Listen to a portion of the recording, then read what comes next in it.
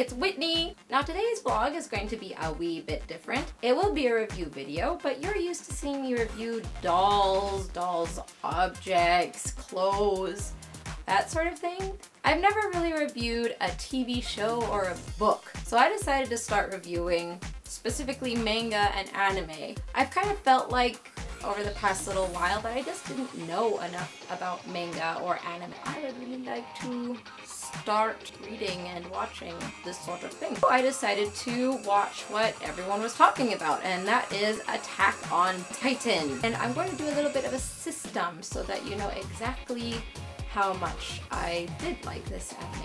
I'm going to be naming off a certain number of categories, and each one of those categories I'm going to rate from 0 to 5, 5 being the highest rating you can get. And then after that, I'm going to add all of those numbers together. Let's go! Plot. The plot was okay. I feel like the concept was there. I think the idea of giants attacking a city full of the last of humanity is a really good place to start. However, I felt like at times it got really dependent on its protagonist, Eren, and what his motivations were and what his emotions were. But in a plot where everything is against all of humanity, things shouldn't be flowing based on one person's experiences. I kind of felt like at times because Eren was doing this, everybody else was. And to me, with a story that's kind of like this, and with any story that is a big catastrophe, kind of like a zombie movie or a natural disaster movie, to base things on one person's opinion is very unrealistic to me. So I'm going to give this plot a 3 out of 5. I feel like the concept is there, that it can develop more, but at the moment it is kind of unrealistic. Mood. I was actually a little disappointed because I kind of wanted Attack on Titan to be a bit darker than it turned out to be.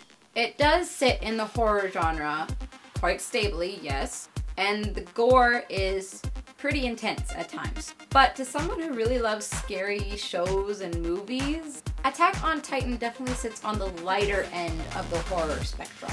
I can give examples of movies where not a single drop of blood was even shed, and they have a darker atmosphere than Attack on Titan did. I think the biggest reason for that is because the characters have the naivety and the innocence that horror characters usually do have. And I'm talking about the victims here, not about obviously like the murderer or anything like that. They do have the proper innocence, however, they also have a much higher opinion of themselves than victims normally do. For example, Eren, he's always saying, I'm going to kill off the Titans. I am going to destroy them all myself. He says that repeatedly in some form or another. So much so that other characters have to constantly be reminding him, no, you are one small piece of this equation, and there is no way you're going to be able to do this on your own. This isn't down-talking Eren or anything. I'm not saying that he is not capable of great things, but he is not nearly capable enough to do what he wants to do, to single-handedly destroy the Titans. It's impossible without the help of the rest of humanity. And that kind of arrogance, I think, ruins the dark mood for me. I give the mood 2 out of 5. It's character development. I think the different characters in Attack on Titan are very definitive, which is extremely refreshing to me in a TV series. Sometimes what I see a lot in new series especially is that a lot of the characters are too similar. There's not enough of a dynamic. But in Attack on Titan, all the characters are extremely different from each other. I think this makes a very interesting dynamic between the characters, and it keeps the show interesting to watch. It makes you not be able to take anything for granted, not even what you think is the basic intent of the show, which is the survival of humanity. And because all the characters are so well developed, whenever a character is lost in the series, you do feel a little bit heartbroken. My only complaint is kind of a continuation of my complaint about the mood, that some of the characters just simply don't match this kind of an atmosphere. So because of that, I give it a 4 out of 5. Cinematography, oh my gosh, was the cinematography ever incredible. I love the use of wide angles in contrast with those itty bitty close-up. I thought it was an amazing way to portray someone's reaction to something so colossus. I loved every minute of the cinematography. I thought it was beautifully done. A 5 out of 5 for sure. The animation, like the cinematography, was lovely. Very detail oriented, and the design was very unique, especially in the Titans. Very smooth. It wasn't as excellent quality as, say, a Ghibli production would be, but still very high-end for a TV show. A 4.5 out of 5. The music, epic. Very big dramatic crescendos, and you always felt a little disoriented when the music was silent in any way. It was definitely the driving force for most of the emotion in the show. However, at times it got a little bit too big, just for my own personal taste. But I can see why they would have chose that. I mean, it's pretty obvious. If you have a show about giants, the music better be, you know, giant. 4 out of 5.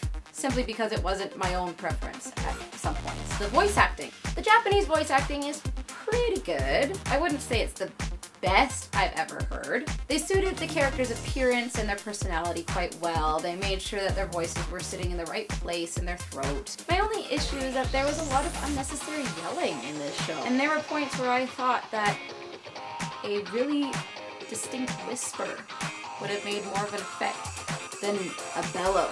But it wasn't bad. So for Japanese voice actors, I give a 3.5 out of 5. The English, however, pretty gnarly.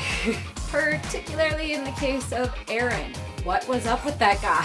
He made Aaron into like the wussiest, whiniest little turd I've ever heard. And unfortunately, a lot of the English characters were like that. It actually made the show unwatchable. For the English, I give a 0.5 out of 5. Wow. But now that we've gone through everything, it is time to tally the score. I've added all the points together, and out of a possible 40, Attack on Titan gets a, drumroll please, 26.5 out of 40. Woo! So it's sitting just a little above average for me. It wasn't astounding to me. Like, I don't think I would go back and watch the whole thing again. But, you know, I am kind of looking forward to season 2 and what they do with it. And that's it, everybody. I hope you enjoyed this review. And if you would like to see more like it, make sure you hit that subscribe button and like this video. And if you want, you can also follow me on Twitter and Instagram under WhitneyBird13. Thanks for watching, you guys. Bye-bye, birdies.